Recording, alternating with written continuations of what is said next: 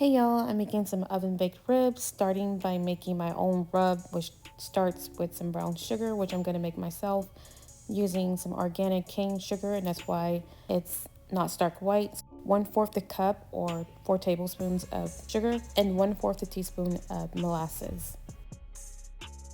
I am born and bred Texan, but I'm probably a barbecue lover because of how I was raised. My stepdad was the primary cook and he loved to grill and barbecue. I come from a huge family and we didn't have much, but we were rich in the things that matter most.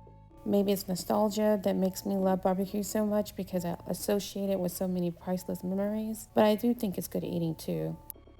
Sometimes it's too cold or too hot in Texas to be outside trying to make barbecue. No one wants to be chained to a grill in extreme temps, and you don't have to be because they're just as good baked. And of course, it's cheaper to make them yourself. This is by far the most tedious part of this process, but it's worth it in my opinion because I always feel cheated when I get brown sugar from the store, and a lot of times it's just one big chunk.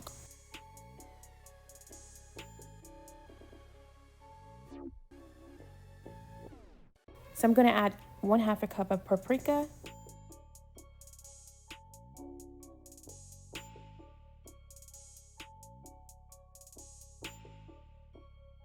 and I meant to add 2 tablespoons of black pepper. Probably wound up being about 4 tablespoons. And I could not get it out, but no one complained about it. It did not negatively impact the taste.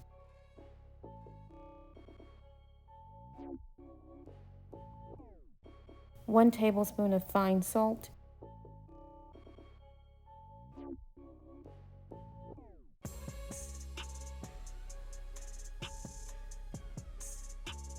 Two tablespoons of garlic powder. Now I did accidentally grab the half tablespoon, the green spoon, but it was a total of 2 tablespoons. 1 tablespoon of onion powder.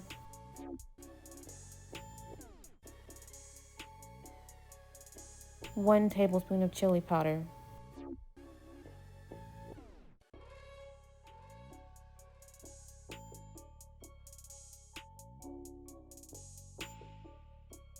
And I finally realized I didn't have the light on.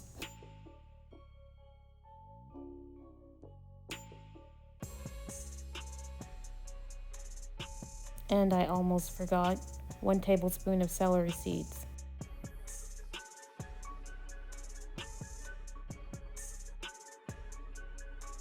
I'm going to start by removing the membrane, and I'm going to use a butter knife to lift it. Now this is to make it so that it isn't as tough from what I've read and seen, and it makes perfect sense that this would make it tougher to chew through anything. Now this is my first time making ribs, and I honestly didn't realize that there were different types of ribs. I had intended to get baby back ribs. These are spare ribs, and that's why there's so much fat and also this extra layer of meat that I had to trim off. I watched a lot of YouTube videos to try to see what to do, especially when I realized I accidentally ordered the wrong type, and I didn't realize this until after I picked them up. In the store, I would have realized that these were way too big. But since quarantine, I still rarely go into a store. Now this clear translucent part, that's the membrane. The white stuff is fat, and there's a lot of fat. I've learned that the spare rib it's in addition to being much larger than the baby back ribs, it also has more fat.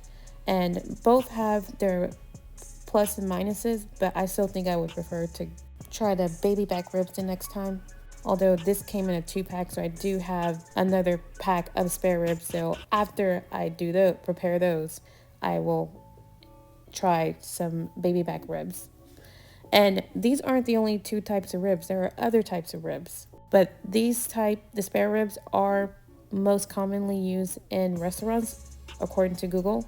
However, of course, Chili's has a jingle about baby back ribs. And I know that one of my favorite ribs that I like is at Cheddar's restaurant, and they also use baby back ribs. You can also marinate ribs, but when you use a rub, you need a binder. I'm going to use mustard, and trust me, you actually don't taste the mustard. I was really skeptical about this, but you really don't.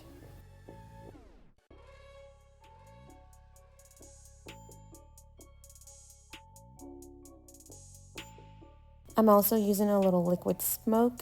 I wasn't sure how much to use, but it was recommended to be used to make oven baked ribs taste more like smoked ribs.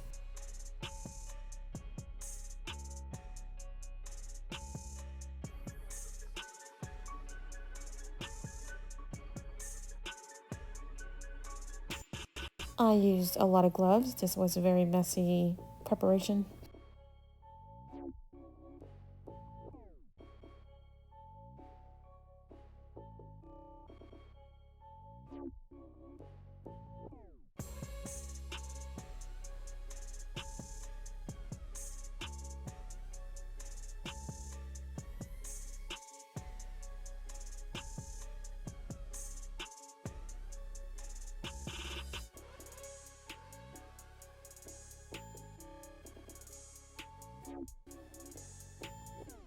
Now I'm going to spread the rub onto the meat. I'm going to spread it pretty generously, but I don't think I'll be as heavy-handed next time. I didn't have any complaints.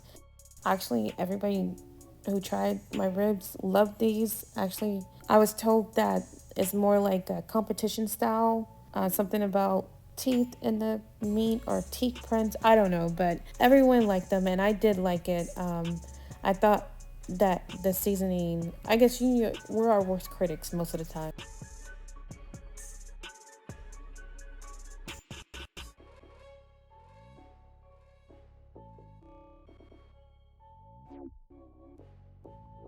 You also want to make sure to get the sides of the meat because this meat is pretty thick.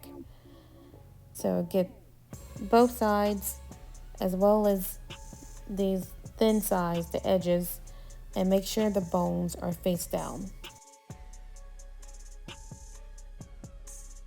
I moved it to a clean pan because I just wasn't sure how the oven, I didn't want the mustard to burn in the oven or have any negative impact on the ribs.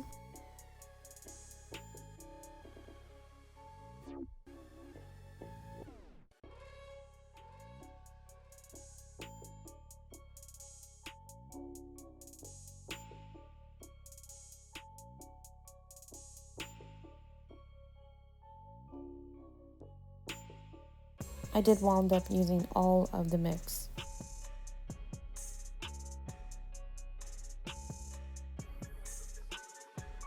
This is after 4 hours in the oven at 225 Fahrenheit. I was planning to do an additional hour wrapped in foil, but I was worn out by this point. So I decided to go ahead and skip to the point where I would add the barbecue sauce, and I only added it to one side. I was just tired and my back was just sore at this point.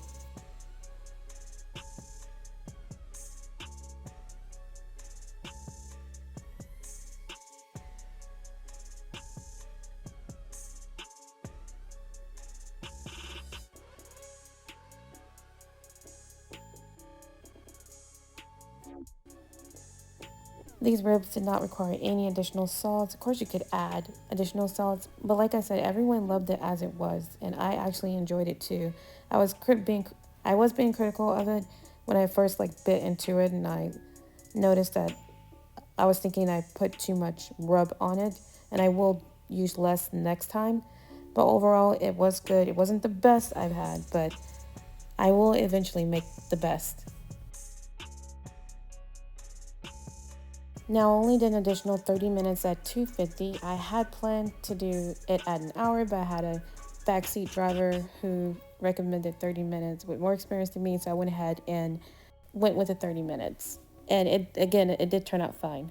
It wasn't fall off the bone, which I've learned is bad because that means it overcooked, but it was very tender and it was full of flavor. Everyone was trying to guess what was in it. And it was a good meal, and it only gets better from this point. All right, y'all. Thanks for watching.